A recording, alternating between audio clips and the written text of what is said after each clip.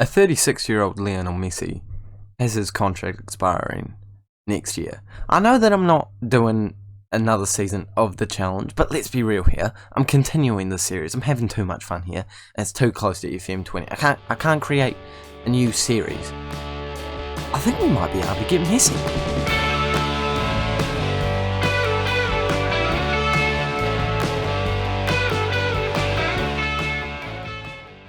Hello guys, and welcome back to episode number 45 of the Jürgen Klopp challenge with Watford, where today we are playing against Chelsea.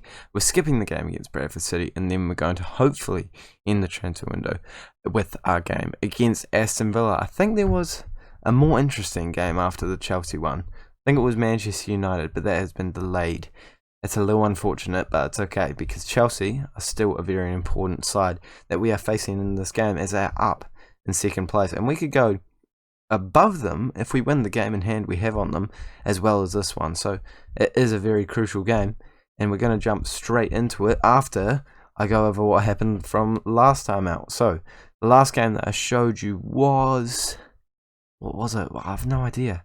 So it was Manchester City. We've come away with a draw against Newcastle, a loss against Norwich, but apart from that, all wins. Wolves and Burnley, and then we're still moving on in the FA Cup, but yeah, we don't really care about that, to be completely honest. But it is the January transfer window, and we have made some signings, and they have been some good signings. I'm not going to lie to you. Yeah, some disappointing stuff here. João Pedro, he's leaving on a free. He's sort of got a bunch of potential, so that's a little disappointing.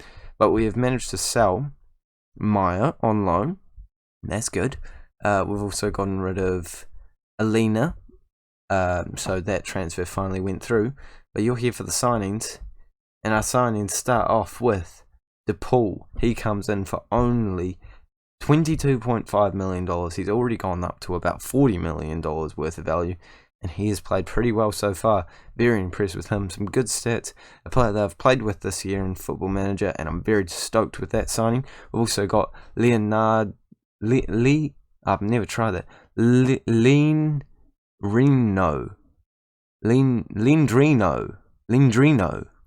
I'm not pronouncing that right, but I'm rolling with it. Can I call him Drino or Lean? I'm going to call him Lean. We've got Lean in here. He's a left winger. I was looking to bring in a little bit earlier, but he is certainly a Brazilian wonder kid out on that left-hand side. He looks like he's going to progress a lot in the future. But the big one, we've brought in Awar for only $47 million. This man is an absolute gem on Football Manager. I'm sure you all know that. I don't need to tell you. But I'm stoked to have him as part of the team. I really don't know where he's going to play. But when it came up, I couldn't really say no. And we had the money to spend, so why not? He's played all right in his debut, and I'm hoping they can kick on in this game against Manchester. No, it's not against Manchester City. We got him from Manchester City. Against Chelsea is who we're facing. It does mean we have a lot of options, though. Like Lindrino's on the bench, Rayner's on the bench, and the reserves, luckily they're both on international duty, but I don't know what I'm going to do when they both come back. James Maddison does not deserve to be on the bench.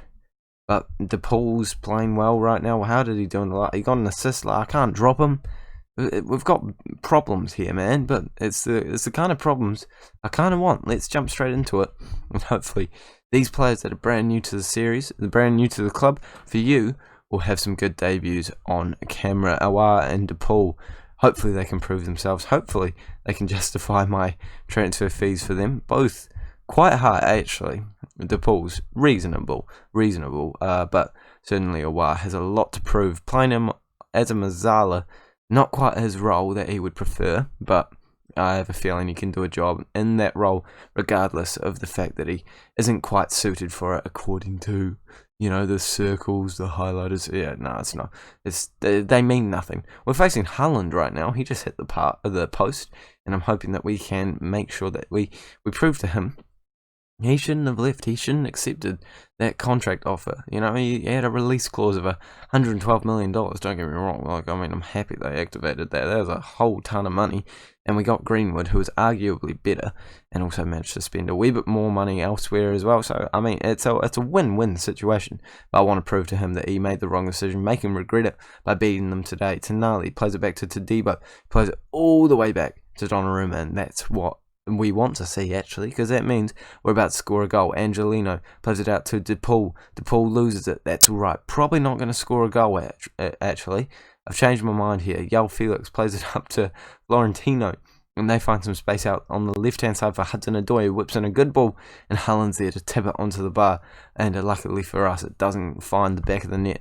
I am going to demand more. We're not doing enough in this first half.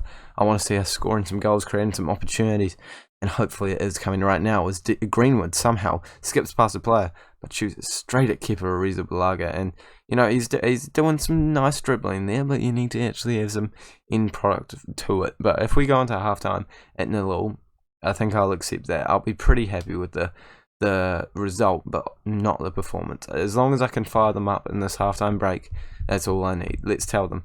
I'm not happy with the performance. Assistant, mate, you need to sort yourself out. We are not happy with this. We want to win this game. A draw will actually do us the world of good as well, but a win is what we're really aiming for, isn't it? And I'm hoping that we can come up with a surprise goal. And it is looking like it would be a surprise goal if we did get it. It would be against the run of play.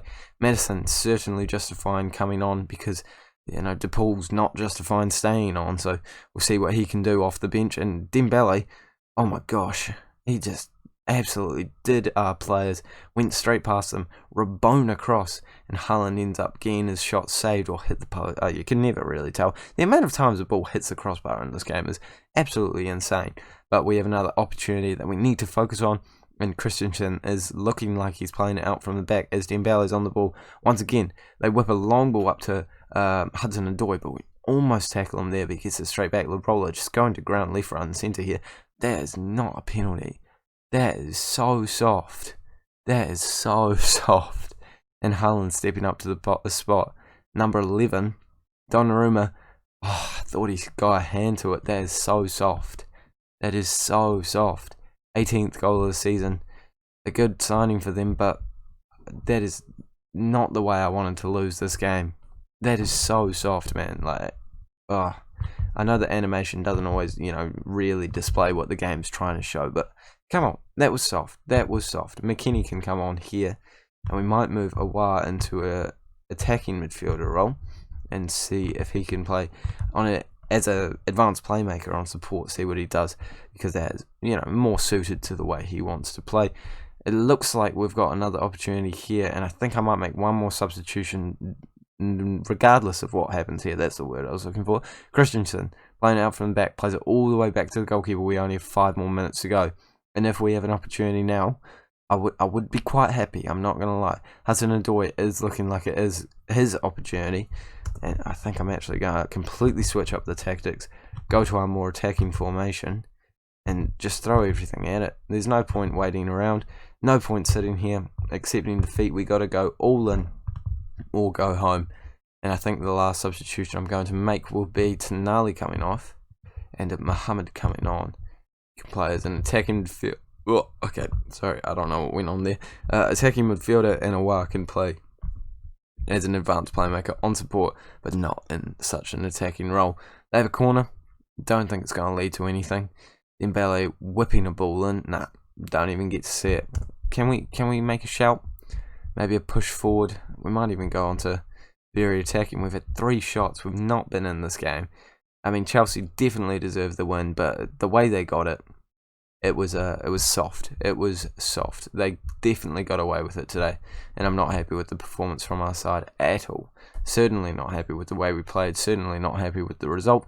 But we move on. We push forward, and hopefully in the next game we can come away with all 3 points to keep us going in the right direction, closing that gap between us and Manchester United.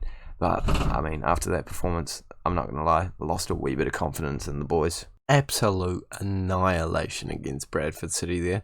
3 goals for Sarr, 2 for Salcedo, and a couple sprinkled in between the rest of them. Very good performance, and I'm hoping that we can take that momentum into our next game, which is against Aston Villa. Not a very difficult squad, I will admit, but we have done some transfer deals before this one, and a surprising sale has come through. $45 million for McKennie. Now, look, I like McKennie, don't get me wrong. I think he's a good player. He was solid for us. He's a World Cup silver medalist, but 45 million, I'm not saying no to that. I don't know why they're coming in so hard for him. We haven't signed anyone else. That just means that that money goes straight back into the pot. And I don't think we're going to be spending anything for the rest of the transfer window, as there is only a few hours left. But if we do, I'll cover it in the next episode, and it will probably be in the thumbnail. Yeah. Hashtag need the views. Why did I need to hashtag it? This is the squad that we're going with. Kept Maddison and Sarr in there because they both played very well out on their respective wings. Sarr getting the hat-trick and an assist. So I think it is only fair to give him a chance on the starting lineup today. In the starting lineup is how you say it. And DePaul, Awar, Brooks, Salcedo, Gomez, and Bands all on the bench. A very attacking one, but I'm just hoping that Tonali doesn't get injured. So let's jump straight into it. Aston Villa, I think, are down in, I want to say 18th place, but I'm not 100% certain. We'll find out in a minute. They have Delafeu, one of our former players, James Keane, Maitland-Niles, another one of our former players. So 2 former players of ours. Hopefully they don't pick up any goals against us, but I'm feeling quite confident against the squad. To be completely honest with you, I think we've got the little bit of edge, especially being at home. No, they're up in 9th place. Oh my gosh, I'm completely disrespecting them, but I'm still, feeling confident. That $45 million boost, surely it will help us out in this game. I am very lucky to have the amount of options I do on the wing at the moment. It is getting a little hard now, though, just to decide who's even going to be on the bench. But, if you score a hat-trick, you can't really not start them in the next game. Greenwood trying to score there, and his shot just goes just to the left of to the right of the goalkeeper. And that means that he can make an easy save. Mohamed's still finding his place in the starting lineup. He is probably at risk of being dropped pretty quickly. And Sarr, going for a goal. He knows how to do it.